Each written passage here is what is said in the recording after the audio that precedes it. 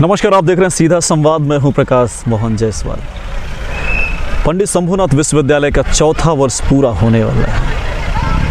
University को शून्य से लेकर शिखर तक ले जाने की मुहिम और एक आयाम पर विशेष सफलतापूर्वक ये 4 वर्ष वाकई अपने आप में एक मिसाल है।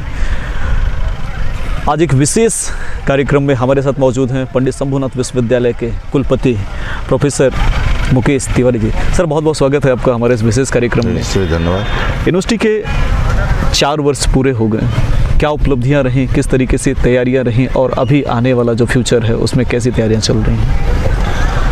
देखिए, पंडित यशवंत शुक्ला विश्वविद्यालय की स्थापना 1 जून 2017 को मध्य प्रदेश शासन के द्वारा किया गया और इस जनजाति बाहुल्य क्षेत्र में मध्य प्रदेश सरकार, माननीय मुख्यमंत्री माननीय शिवराज सिंह चौहान जी की एक बहुत बड़ी देन है इस क्षेत्र की जनता के लिए। विश्वविद्यालय बनने के पहले ये एक ऑटोनोमस कॉलेज था।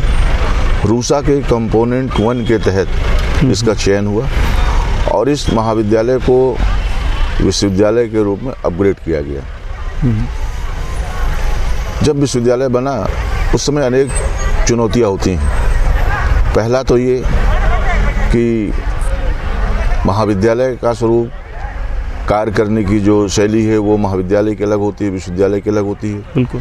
उसके अनुरूप प्राध्यापकों और कर्मचारियों को प्रशिक्षित करना, उनको उस कार्य के लिए दक्ष करना, ये सबसे बड़ी जिम्मेदारी थी। फिर दूसरी सबसे बड़ी चुनौती थी कि हमारे कैंपस में लगभग 10,000 विद्यार्थी हैं और ये मेरे को लगता है मध्य प्रदेश का सबसे बड़ा विश्वविद्यालय है छात्रों के मामले में। बिल्कुल।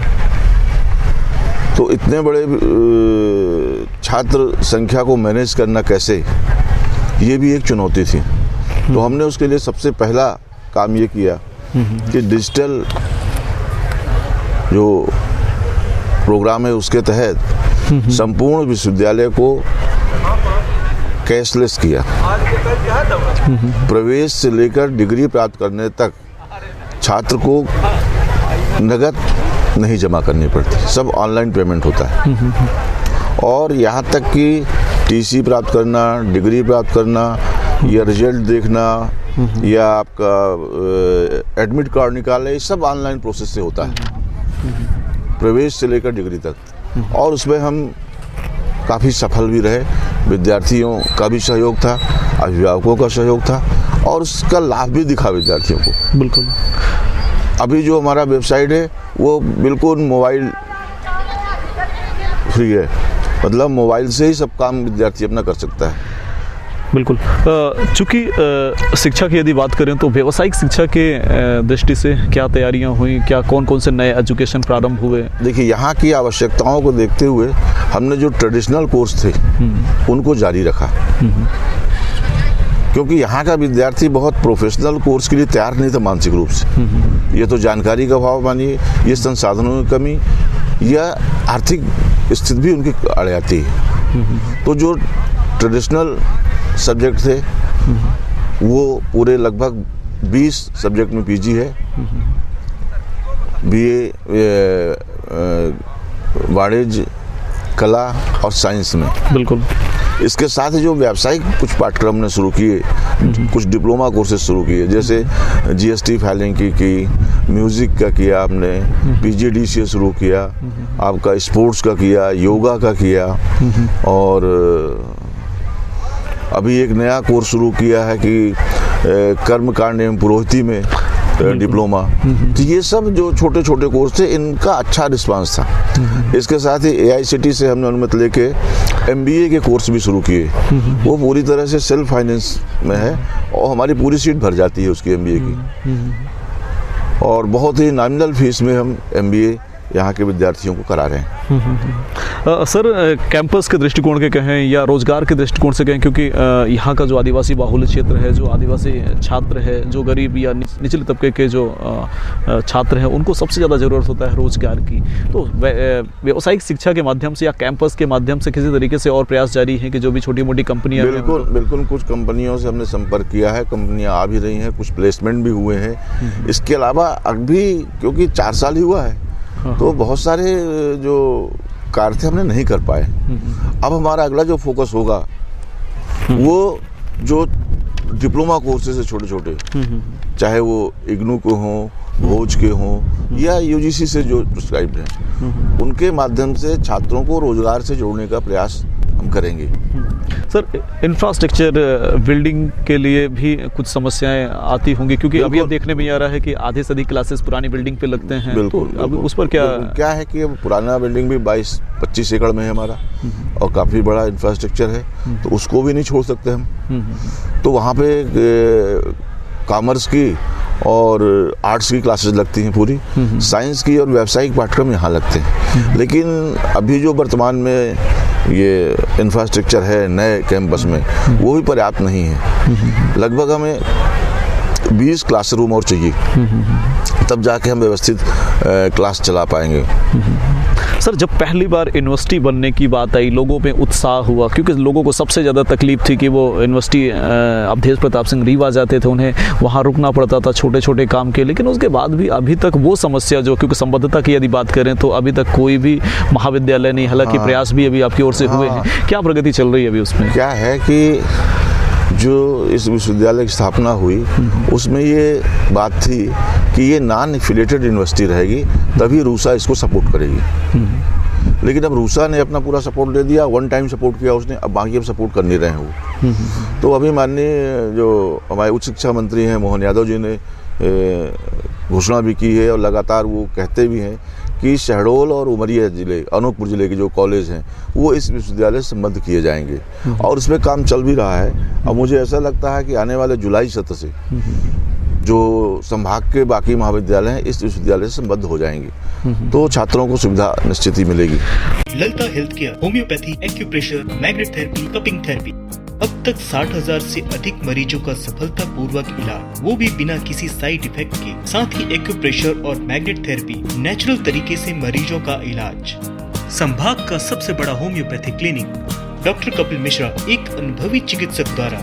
साथ ही आपके वास्तु दोष का निवारण दृष्टि वास्तुशास्त्र एवं फेंग शुई में आए और अपने वास्तु दोष दूर करें। Lalita health care center, near Swastik gold building, Gharaula मोहल्ला, शहडोल। कॉन्टैक्ट 9827813127। सर, संभागीय मुख्यालय से तकरीबन 5 से 6 किलोमीटर दूर यूनिवर्सिटी है। अगर हम आने की बात करें तो रास्ता भी काफ़ी सकला है और गांव से आना पड़ता है। ऐसे में विद्यार्थियों को, क्योंकि आने जाने के दृष्टिकोण से भी यहाँ पे परिवहन की साधन वो नहीं है, यूनिवर्सिटी भलाई से बस मुहैया कराई हो, तो ऐसे में ये समस्या जो है, आपको नहीं लगता कि विद्यार्थियों नहीं, बिल्कुल समस्या है। प्रॉपर रोड तो नहीं है, और मैं जिस दिन ज्वाइन किया हूँ प्रारंभ दिन से यही बात कह रहा हूँ, और हमने प्रस्ताव भी भेजा है, सर्वे भी हो गया है, एस्टिमेट वगैरह बन गया है, शासन को चला गया है। वो सीधे ये टोल प्लाजा है उसके आगे से और ये यूनिवर्सिटी को जोड़ेगी रोड वो। अब देखिए शासन कब उसकी स्वीकृति देती है। विश्वविद्यालय के पास अभी इतना वित्तीय संसाधन नहीं है कि रोड हम स्वयं बनवा सकें, लेकिन मुझे ऐसा लगता है कि शीघ्र ही उसमें हमें सफलता मिलेगी। सर, यूनिवर्सिटी बनने के पहले और यूनिवर्सिटी बनने के बाद लगभग कितने नए कोर्स का निजात हुआ है, और फैकल्टीज़ की क्या स्थिति है, और जो क्लासेस चल रहे हैं उनके क्या? देखिए क्या है कि यूनिवर्सिटी बनने के पहले तो एकदम ट्रेडिशनल कोर्स ही थे जी, लेकिन कम से कम 12 कोर्सेज हमने एक्स्ट्रा खोले हैं, और सब बहुत अच्छा चल रहे हैं। और जो एक बात और क्या पूछी आपने? फैकल्टीज़ की बात करी। फैकल्टी की जहाँ तक बात है, तो फैकल्टी में हमारे पास पदों का सैंक्शन पर्याप्त है, लेकिन कुछ प्रशासनिक दिक्कतों के कारण, रोस्टर है, रिजर्वेशन है, इसी कारण थोड़ा विलम्ब हुआ इसमें। लेकिन अभी हमने सहायक प्राध्यापक के 67 पोस्ट उनके विज्ञापन निकाल दिए हैं। इसी तरह से क्लास 3 में जो पोस्ट हमारे वैकेंट उनके विज्ञापन निकाल दिए हैं और जल्दी ही वो पूरा होगा वो। सर, चूँकि ट्राइबल जोन है, ये ट्राइबल संभाग है, और जब भी कोई ऐसा संस्थान या प्रतिष्ठान सरकार खोलती है तो लोगों की उम्मीदें जाग जाती हैं। कोरोना के बाद अभी जब फ़ीस की बात है, फ़ीस को लेकर एक छोटी सी शिकायत छात्रों की रही कि यदि वो फ़ीस जिस तरीके से एक मुश्त फ़ीस ली जा रही थी, यदि वो इंस्टॉलमेंट में होती तो हर कोई उसको जमा कर पाता, और देखने में आया कि लगभग काफ़ी बच्चे जो है इस वजह से एडमिशन नहीं ले पाए। क्या वो ऐसी स्थिति नहीं निर्मित थी? नहीं, बिल्कुल ऐसी स्थिति नहीं है। मैं आपको बता दूँ, हमारे जो ट्रेडिशनल कोर्स हैं उन कोर्स, किसी भी कोर्स में ईयरली 4,000 से ज़्यादा फीस नहीं। जो प्रोफेशनल कोर्स हैं, MBA वगैरह के हैं या और जो सेल्फ फाइनेंस के हैं, वो इंस्टॉलमेंट में हैं। हाँ, नहीं, जैसे योग वगैरह के जो नए कोर्सेस आए हाँ, हैं, सब इंस्टॉलमेंट में है। इंस्टॉलमेंट में फीस है और बहुत कम फीस है उन सबकी, बहुत ज़्यादा नहीं है, और इंस्टॉलमेंट में है। और फीस नहीं लेंगे तो हम कैसे चलाएंगे क्लासेस? नहीं, तो छात्रों का कहना ये था कि यदि ये इंस्टॉलमेंट में है, इंस्टॉलमेंट। और मेरे ख्याल से कोई भी छात्र फीस की वजह से शिक्षा से वंचित नहीं रहा है यहाँ। अगर वो मेरे पास आया है, व्यवस्था है तो भी, नहीं है तो भी, मैंने छात्र को सुविधा दी है। सर, वैसे भी फीस रिफंड के भी तो यहाँ पे कई जो शासन की योजनाएं हैं, साथ में यूनिवर्सिटी के भी जो प्लान है उसमें भी तो कुछ हैं, कुछ कोर्सेज में है तो उनमें तो हम फीस ही नहीं ले रहे हैं, तो सीधे स्टूडेंट्स के उसमें जाता है, वो कोई समस्या नहीं है। एक समस्या सर छात्रों की ओर से कि यूनिवर्सिटी जब से यहाँ आई है, नई स्थापना हुई है, GDC कॉलेज है शहर में, लेकिन उसके बाद जो वॉइस कॉलेज है वो नहीं है। ऐसे में क्या लगता है कि शासन स्तर की बातें हैं और एक कॉलेज खोलना चाहिए शासन को। छात्र संख्या तो काफ़ी है यहाँ, विश्वविद्यालय की भी अपनी सीमाएं हैं, सभी छात्रों को प्रवेश हम नहीं दे सकते। इस वर्ष ही हमने बहुत प्रयास किया, लेकिन बहुत से छात्र जो हैं प्रवेश से वंचित रह गए। सर, आगामी कुछ योजनाएं? अब आगामी योजनाएं देखिए क्या होता है। अभी तो जो क्लासेस या कोर्सेज रन कर रहे हैं उनको ही संचालित करना है, और आने वाले समय में देखेंगे यहाँ की आवश्यकता, यहाँ छात्रों की क्या मांग है, इनकी क्या आवश्यकता है, वो किस में बेहतर कंफर्ट फील करेंगे, वो सुविधा हम यहाँ लाएंगे। सर, आने वाले सप्ताह में माननीय राज्यपाल महोदय जी का आगमन हो रहा है, क्या मांगे होंगी? अब राज्यपाल जी से तो कोई ऐसी मांगे नहीं रखते हम लोग, और मांग तो शासन ही पूरा करती है। बाकी उनके सामने जो विश्वविद्यालय कुछ समस्याएं हैं वो रखेंगे। सर, लाइब्रेरी और पुस्तकालय को लेकर भी काफ़ी तैयारियां हुई होंगी, पाठ्यक्रम के अनुसार, सिलेबस के अनुसार भी कुछ नए तरीके से भी कुछ, चूँकि ऑनलाइन एजुकेशन का भी काफ़ी वो है। हाँ, वो देखिए कोरोना काल पूरा ऑनलाइन क्लासेस चली हैं जी। हमारी जो 2 लाइब्रेरी है हमारे पास, एक पुराने परिसर में है और एक यहाँ है, तो दोनों में पर्याप्त पुस्तकें हैं, छात्रों को पुस्तकें मिल भी रही हैं। और जो नया हमारा लाइब्रेरी डेवलप हो रहा है वो RFID सिस्टम से डेवलप हो रहा है, पूरा ऑटोमेशन उसमें रहेगा। छात्र को कुछ नहीं करना, कोई मैनुअल काम नहीं होना है, पूरा कंप्यूटराइज रहेगा, और वो जाएगा, किताब लेगा, किताब उसका इशू होगा, उसमें डालेगा, किताब लेके बाहर निकलेगा। बाहर मतलब किताब बिना इशू के बाहर निकलता है तो वो नहीं निकल पाएगा, अलार्म बजेगा उसमें। बिल्कुल बिल्कुल। तो ये सिस्टम सब चल रहा है, लेकिन इसमें सब समय लगता है जी। और थोड़ा ये भी है यहाँ की जो छात्र हैं बहुत ग्रामीण परिवेश से आते हैं। बिल्कुल। अभी जो ये सिस्टम है इलेक्ट्रॉनिक्स, इसमें तो कुछ दक्ष भी नहीं है, तो धीरे धीरे वो भी आ जाएगा उनमें और उसके आदी हो जाएंगे। अभी तक तो क्या कि ऑनलाइन जो एडमिशन होता था उसी में उनको प्रॉब्लम आती थी, लेकिन अभी इस साल मैंने देखा कि कोई प्रॉब्लम नहीं आई उनको, और बहुत ईजिली उन्होंने सब किया है प्रोसेस। 1-2 साल थोड़ा दिक्कत आई है उनको, लेकिन इस साल नहीं आई दिक्कत, क्योंकि वो भी यूज्ड टू हो गए हैं उसके। सर, छात्रों के आगमन को लेकर भी यूनिवर्सिटी काफ़ी संजीदगी है, क्या व्यवस्थाएं हैं बच्चों के आने जाने? देखिए स्थिति ये 12-13 किलोमीटर है शहर से, तो हमने विश्वविद्यालय के संसाधन से ही 4 बसें विद्यार्थियों के लिए लगवाई हैं, और वो निरंतर विद्यार्थियों को लेके आते हैं, उनको छोड़ते हैं। 4 पॉइंट्स हैं, वहाँ से बसें चलती हैं और वो यूनिवर्सिटी में आके बच्चों को क्लास टाइम में ड्रॉप करती है, क्लास के बाद वो वापस ले जाती हैं। और ये अभी हमने विद्यार्थियों से फ्री बस सुविधा दी है, कोई शुल्क नहीं लेते विद्यार्थियों से अभी। हाँ, आने वाले समय में जरूर मुझे ऐसा लगता है कि हमें अब इसके लिए कुछ फीस लेनी पड़ेगी, नहीं तो कैसे चला पाएंगे। बिल्कुल बिल्कुल बिल्कुल। जी हाँ मित्रों, तो ये थे पंडित शंभूनाथ विश्वविद्यालय के कुलपति प्रोफेसर मुकेश तिवारी जी। और वाकई जिस तरीके से व्यावसायिक शिक्षा को लेकर जब से यूनिवर्सिटी बनी उसके बाद से लेकर जो निरंतर नए कोर्स संचालित हुए, और उसमें सबसे बड़ी बात ये थी कि किस तरीके से व्यावसायिक शिक्षा को जो है उसमें ला के और लोगों को और छात्रों को जो सबसे ज़्यादा रोजगार के साधन है, कैंपस की व्यवस्था है। और आपको बता दें कि 4 साल पहले जब यूनिवर्सिटी की स्थापना हुई थी तो जिस यहाँ पे हम बैठे हैं ये एक बंजर ज़मीन थी, पर उसमें इस तरीके से आप हरियाली देख सकते हैं। साथ में शिक्षा को लेकर प्रफुल्लित जिस तरीके से बच्चे हैं, और आने वाले समय में भी यूनिवर्सिटी अच्छा खासा एक प्लान के साथ काम करने जा रही है, जिसका निश्चित रूप से इस क्षेत्र के बच्चों को और आदिवासी बाहुल्य क्षेत्र के बच्चों को इसका बेहतरीन लाभ मिलेगा। सर, हमारे इस विशेष कार्यक्रम में हमसे बातचीत करने के लिए और यूनिवर्सिटी की बहुत सारी बातें करने के लिए आपको बहुत बहुत धन्यवाद। चलिए, बहुत बहुत धन्यवाद। तो आते रहिए यूनिवर्सिटी, और इसी तरह छात्रों की समस्याएं सामने लाइए तो हमको भी कुछ मिलेगी।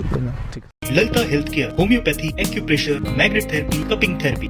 अब तक 60,000 से अधिक मरीजों का सफलतापूर्वक इलाज, वो भी बिना किसी साइड इफेक्ट के। साथ ही एक्यूप्रेशर और मैग्नेट थेरेपी नेचुरल तरीके से मरीजों का इलाज। नमस्कार दोस्तों, होम्योपैथिक के द्वारा किसी भी बीमारी का इलाज लक्षण के आधार पर किया जाता है, और इस होम्योपैथिक की सबसे बड़ी विशेषता यही है कि इलाज के दौरान या इलाज के बाद कभी भी किसी दवाई का साइड इफेक्ट नहीं होता।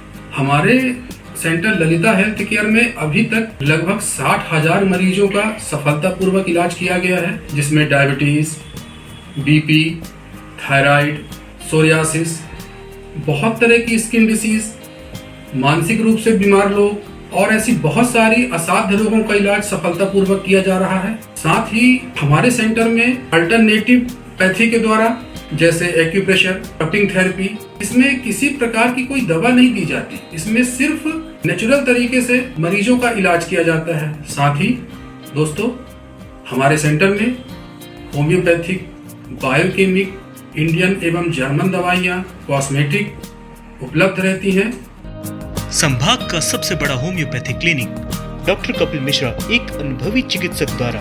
साथ ही आपके वास्तु दोष का निवारण दृष्टि वास्तु शास्त्र एवं फेंग शुई में आए और अपने वास्तु दोष दूर करें। Lalita health care center, near Swastik gold building, Gharaula मोहल्ला, शहडोल। कॉन्टैक्ट 9827813127।